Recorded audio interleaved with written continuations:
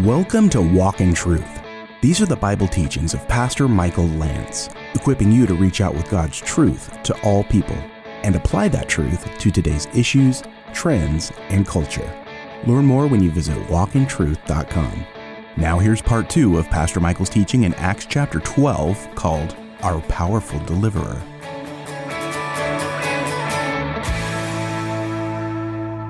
Herod, all he cared about was the politics anyway. He didn't care who he had to kill to ingratiate himself.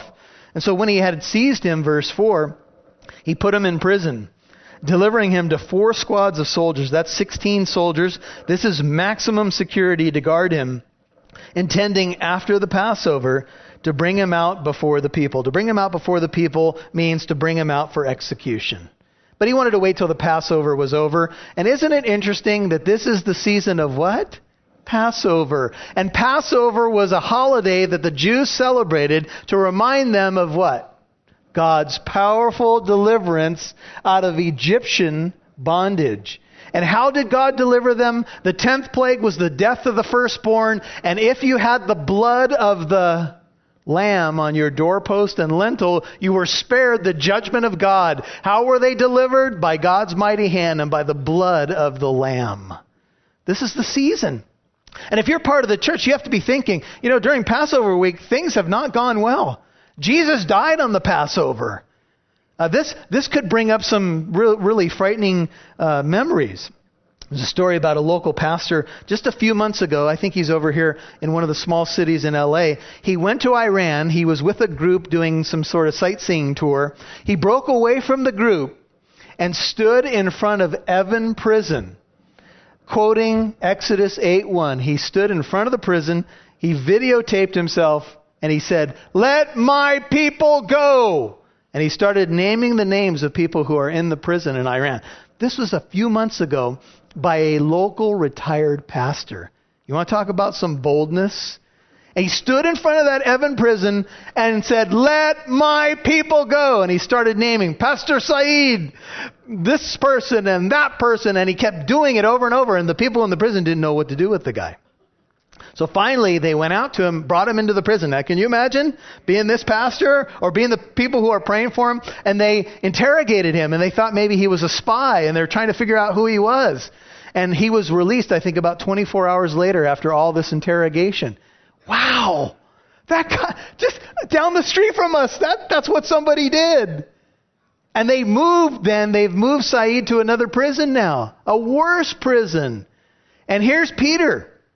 Peter's in prison. It's the Passover season. The church had been on a roller coaster of highs, but now a low. James is dead.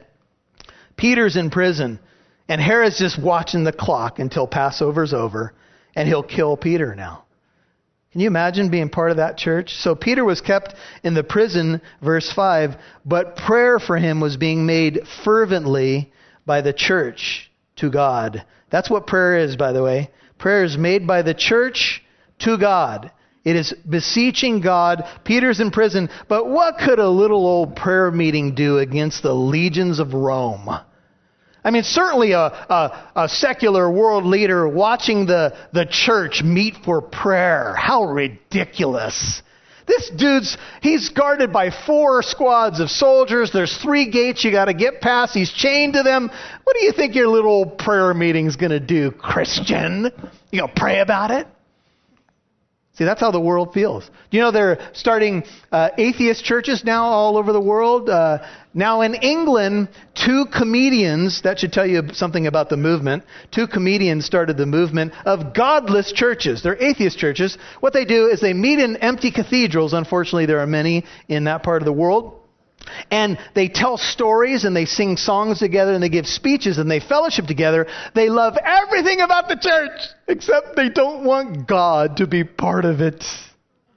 And so what they do is they get together like we get together because they kind of like what we do, and they hang out. And they had this first meeting and people were amazed. People flocked. There was standing room only for the atheist church. And they interviewed the comedian, the leader, and they're singing a song by Journey. Don't stop believing. And you're like, believing in what? Just hold on to that feeling. And so the speaker got up and everybody fellowshiped and they had some donuts and then they went around with the microphone. They said, what do you think about the godless church? And the comedian who started it said, well, it's pretty cool because I like everything about it. We just eliminated the one thing I'm not so comfortable with. The one who started the church. God. And it's funny and it's sad. Tragic, right? This is what's happening. People are flocking. The Christian population is diminishing, and all these people are flocking into these godless churches. Wow. Is there anything new under the sun, brothers and sisters? Nothing. And so the church is praying. See, the weapons of our warfare are not carnal, they are spiritual. And they're praying, look at verse 5, fervently. This same word Luke uses in Luke 22:44 for the prayer of Jesus. That Jesus was praying so fervently, his sweat became like great drops of blood falling to the ground. He was fervently crying out. And in that context, what did Jesus pray? If it's possible, let this cup pass from me, but don't forget the other part. Nevertheless, not my will, but yours be done. Now that's not a cop-out. God is running the universe, not us. I know we need to be reminded of that, right? Because when things don't go our way, and we're all human, we get frustrated, and it rattles our faith, and we wonder, God, what are you doing? I don't understand. Why are you not with my program? Let's be honest. We pray that way. But there are some things that legitimately perplex us. Why would James die? Why is Peter in prison? Why does this wicked ruler have one iota of power over the church? The church gathers and the church is praying. And when we gather and pray, we have to keep in the back of our mind that we're not praying for our will, but for God's will to be done. And this went on for a while. Peter's time in prison and the prayers offered, I'm sure, went on for days because Herod was waiting for the feast to end. These days must have been agonizing, probably laced with doubt. And we can even infer from the circumstances of the time that the church spent time praying for James as well. They probably had heard about James being captured, but that didn't end really good. James was killed. Maybe after prayer meetings had occurred for his release. Surely, God, you're going to release James. And James is dead. And you can imagine that the church was legitimately reeling. And, there are times in our Christian life that we have to say we are too. We gather for prayer. We pray about stuff. It doesn't always go the way that we would hope. And so look what happens. And on the very night, that is the night that the church had gathered to pray, when Herod was about to bring him forward, to bring Peter forward to be executed, Peter was what? He was sleeping. Now, I don't know how well you would sleep the night before you were going to be brought out to be executed.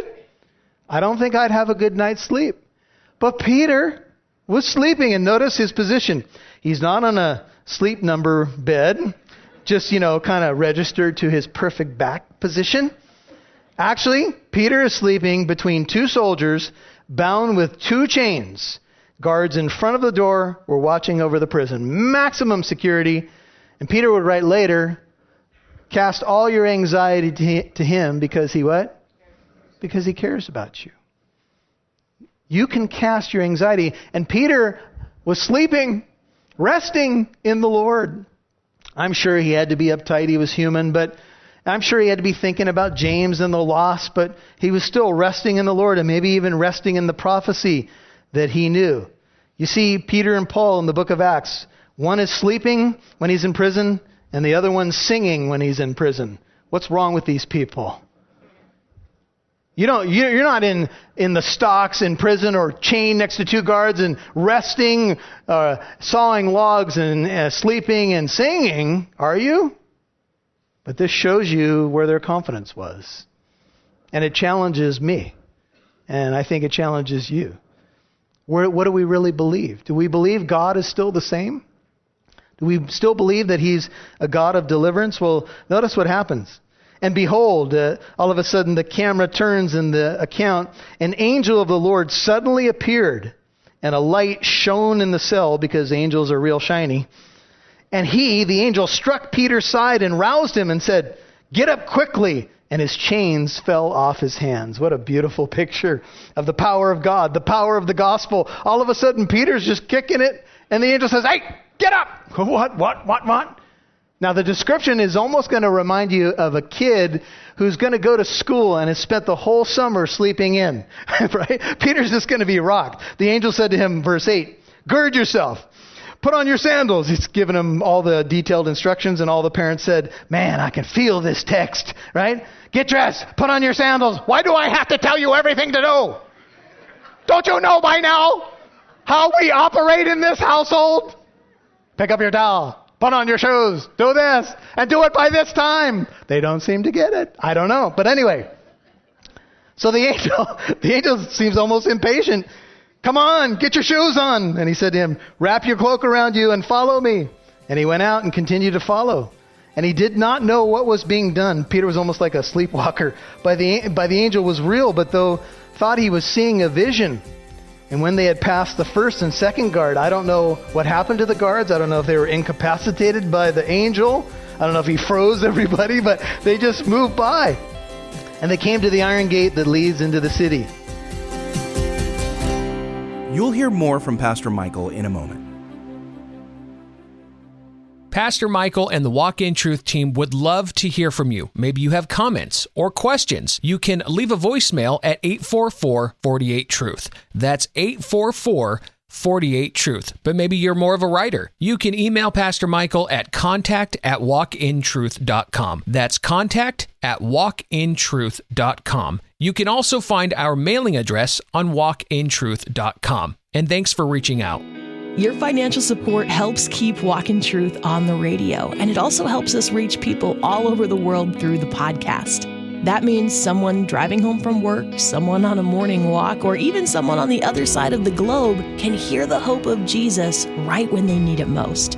And here's the cool part, every gift helps. Even a small step like becoming a monthly partner for just $5 a month makes a big impact. Think about it, for the price of less than one coffee, you could help keep Bible teaching going out day after day. So would you join us? Head over to walkintruth.com. That's walkintruth.com and become a partner today. And thank you. You can listen to Pastor Michael's teachings on the Walk in Truth podcast as well. You'll find Walk in Truth on your favorite podcast app like YouTube, iHeartRadio, Apple Podcasts, Spotify, and many more. Now you can listen to Pastor Michael's teachings in 1 Corinthians and many other books of the Bible on your morning walks, maybe on your evening bike ride, or when you're cooking in the kitchen. Never miss a moment of Pastor Michael's teachings with the Walk in Truth podcast, available in your favorite podcast app. Subscribe for free today, and thanks. We'd love to see who's listening, so please connect with us on Facebook or Instagram. Just do a search for Walk in Truth Show. Now, back to Pastor Michael Lantz right here on Walk in Truth.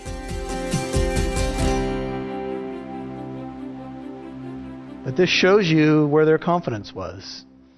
And it challenges me. And I think it challenges you. What do we really believe? Do we believe God is still the same?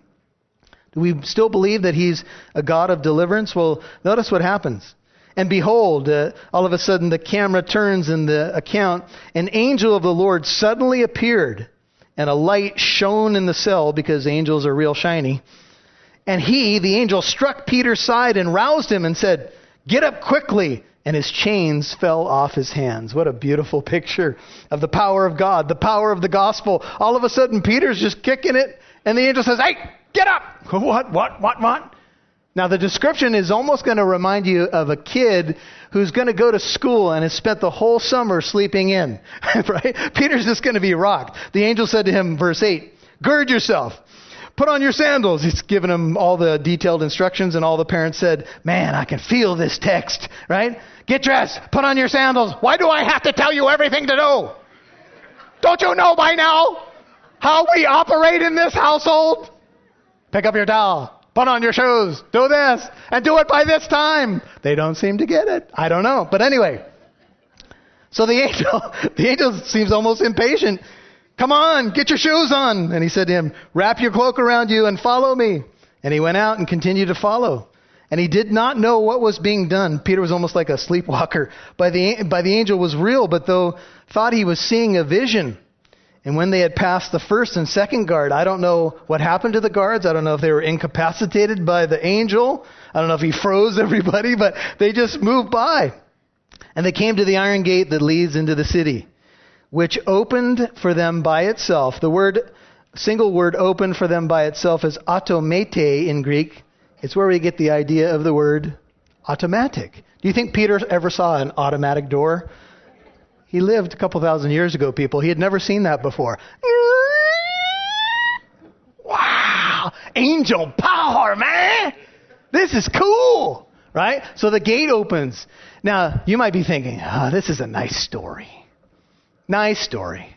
In the Bible. You know, even some critical scholars look at this story and they say, I don't know, all these miracles. I'm just really uncomfortable with miracles. Well, then you got to be uncomfortable with the God of the Bible. Because he's a God of miracles. Genesis 1:1 says, in the beginning, God created everything that exists with his power. Do you believe that? He can open iron gates without much of a problem. He can make chains fall off people's hands without much of a problem. Corrie ten Boom was in the Nazi concentration camps, and she had her Bible. She had always carried it, and she realized she was going to be searched, and woman after woman before her searched by the Nazi guards, and she was praying, oh Lord, make me invisible, make my Bible invisible. I'm paraphrasing. Please don't let them see my Bible and take it away. Guards searched everybody. Corrie came and they simply just let her pass by and didn't find her Bible. Apparently the Lord made her invisible. And she was able to take that Bible in and minister to many, many people. And so the gate opens, and they went out, verse 10, end of the verse, and went along one street, and immediately the angel departed from him. Now, isn't that a bummer? I mean, I have a bunch of questions, right? Please stick around, have some tea. I just want to ask you a few things. Right? Boom, angel's gone, serving the Lord. He's done his job. And Peter came to himself, verse 11, and he said, now I know for sure that the Lord has sent forth his angel and rescued or delivered me from the hand of Herod and from all that the Jewish people were expecting. Oh, they wanted to see my demise. And God, could you imagine, would you be praising God a little bit that day? Praise the Lord for his mighty deliverance. Peter comes to his senses. Look what God, have you ever been there before? Look what God has done for me. Our God is amazing. He's a wonder-working God. And Peter realizes, man, I've been spared. God is faithful. Jacob was running from Esau in Genesis 28. And he was literally between a rock and a hard place. And he made a rock for his pillow. And Esau was coming, and he was trapped. His father-in-law was pursuing him. And he thought, I'm done for. And do you remember what happened? He got a vision of a ladder. We call it Jacob's ladder. And he saw angels descending and ascending constantly on this ladder. What's the message of Jacob's ladder? That angels exist to minister to those who will inherit salvation. Hebrews 1:14. The message is, Jacob, you may feel alone. You may feel trapped. But I'm always working. Just take a look at how my angels move up and down from heaven to earth. I just dispatch them and they go. I dispatch them and they go. And Jacob realizes God was in this place. And I did not know it. I didn't realize that God was here in the prison cell, Peter might say. I didn't realize that though trapped and the odds seem insurmountable, God's always working. His ladder or maybe escalator is always operational. God is always on the move. We can't see it though. And that's what Jacob confessed. God was here. And he named the place Bethel. He called it the house of God. For God was here and I didn't realize it. And so many times in my life, I'm that way.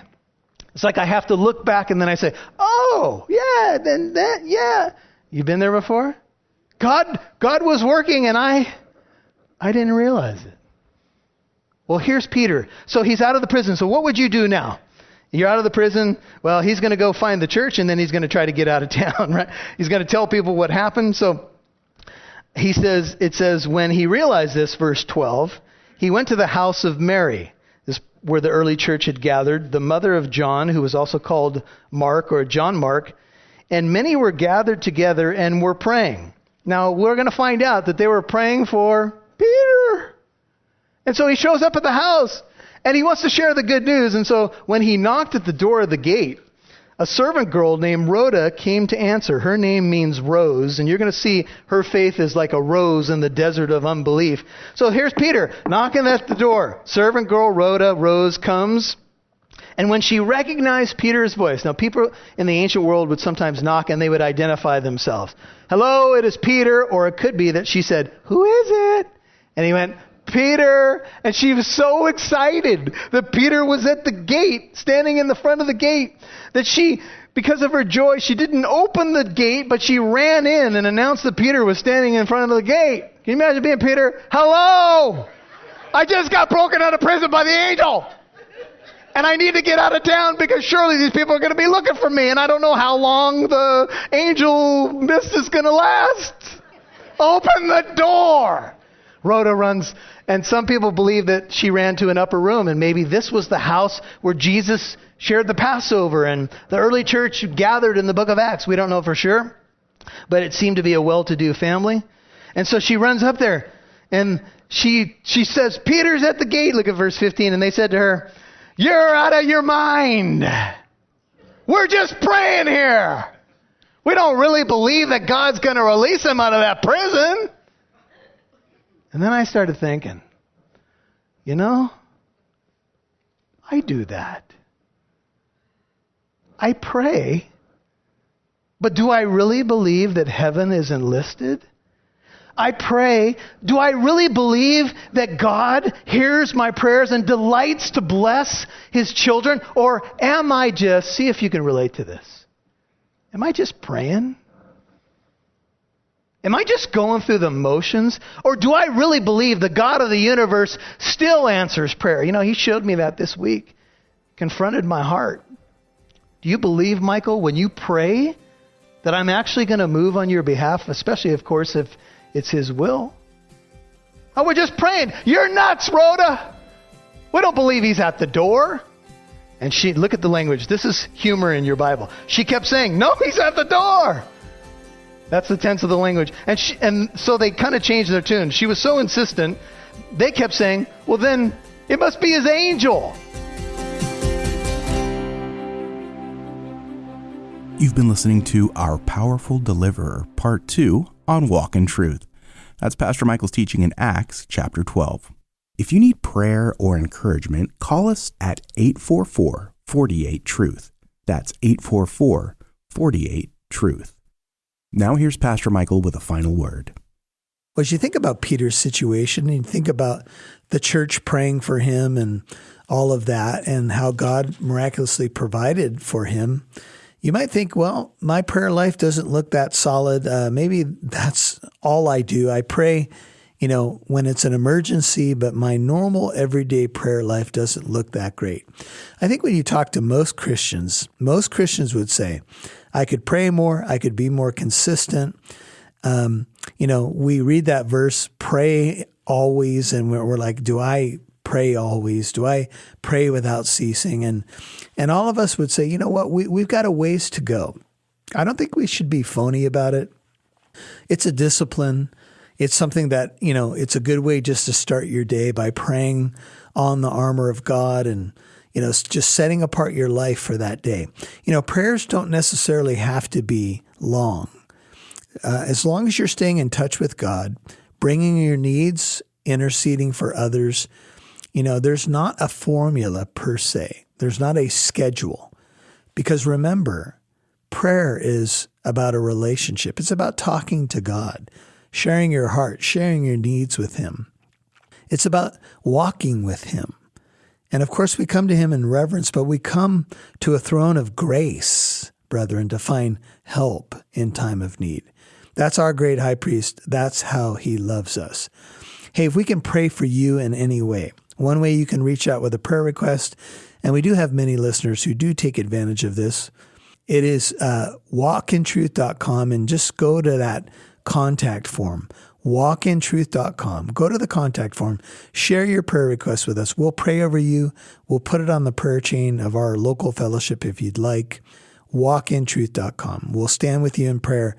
Keep standing with the Lord. Keep walking with the Lord. Keep fighting the good fight. And we'll see you, Lord willing, right here tomorrow. Remember, Walk in Truth is a listener-supported ministry. Visit walkintruth.com to give. And join us tomorrow for part 3 of Our Powerful Deliverer. You can cast your anxiety. And Peter was sleeping, resting in the Lord. I'm sure he had to be uptight. He was human, but I'm sure he had to be thinking about James and the lost, but he was still resting in the Lord and maybe even resting in the prophecy that he knew. You see, Peter and Paul in the book of Acts, one is sleeping when he's in prison, and the other one's singing when he's in prison. What's wrong with these people? I'm Mike Massaro. Thanks for listening to Walk in Truth, where it's our goal to equip you to reach out with God's truth to all people.